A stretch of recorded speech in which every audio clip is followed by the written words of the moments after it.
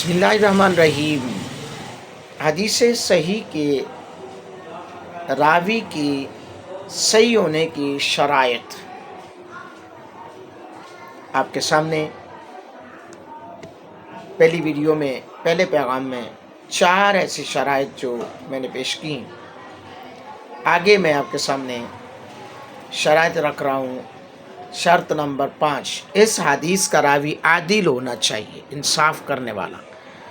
और अदालत से ये मुराद है कि वो अल्लाह ताला के अहकाम पर भी अमल करता हो और ममनुआत से इज्तिनाब करता हो।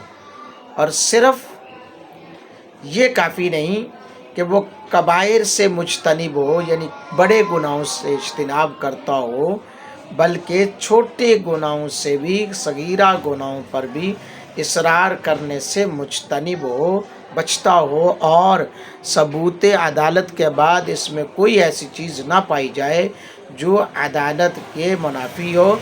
इन शराइत के पाए जाने के बाद इसमें हस्बे ज़ैल शराइत का मज़ीद पाया जाना ज़रूरी है। अब ये 5 हैं, उसके बाद आगे कुछ शिक्के हैं, वो आपके सामने मैं रखता हूँ। अहले इल्म में उस शख्स की शोहरत हो कि वो हदीस का तालिब है और हदीस के साथ मशगूल रहता है, यानी उसका तकवा, उसका ज़ौक़, उसका प्यार, उसकी तड़प, उसकी चाहत हदीस के साथ पता लोगों को कि यार वाकई ये हदीस को बड़ी तवज्जो से सुनता भी है और बड़ी तवज्जो से समझने की कोशिश। दूसरी शर्त यह है कि उस शख्स ने उलमाए हदीस से सुनकर अहदीस रवायत की हो, किताबों से देख कर नहीं, और अपने पास से न ठोक दी हो कि जी मैंने जी फलां से नहीं, बल्कि उसने उलमाए हदीस से सुनी हो। तीसरी शर्त है समाए हदीस के वक्त से उसको वो हदीस मुनसबित हो और अपने शेख से इस रवायत की इस तहकीक हो और तदलीस ना हो। 4 नंबर शर्त है वो शख्स हाजिर दिमाग और बेदार मगज़ हो और इस पर गफलत तारी ना होती हो, सुस्ती वाला ना रहता हो, हर वक्त काहली में ना रहता हो। उस शख्स को गलती और वहम बहुत कम आर्ज होता, क्योंकि जो शख्स कसीरुल गलत और वहमी होगा उसकी हदीस भी मरदूद होगी। वो शख्स संजीदा और बावकार हो, यानी उलमा का काम है संजीदगी के साथ रहना, बावकार अंदाज में रहना, संजीदों की तरह गुफ्तगू करना, ये चीज़ होनी चाहिए, ना ये कि वो हमें भी उठगियाँ मारता रहे।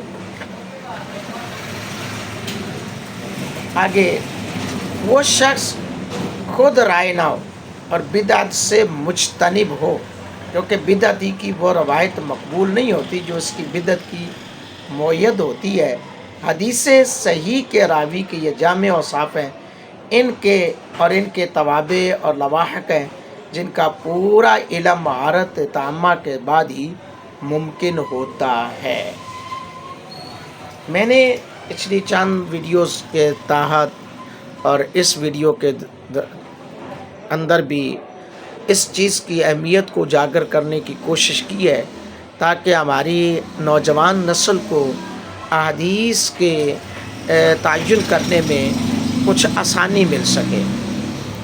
तो अल्लाह रब्बुल आलमीन की बारगाह में दुआ है, अल्लाह मेरा पढ़ना, आपका सुनना अपनी बारगाह में कबूल फरमाए और हमारी इस तगोदो में मदद फरमाए और हम ज़्यादा से ज़्यादा लोगों तक इस पैगाम को पहुंचाने की शहादत हासिल कर सकें।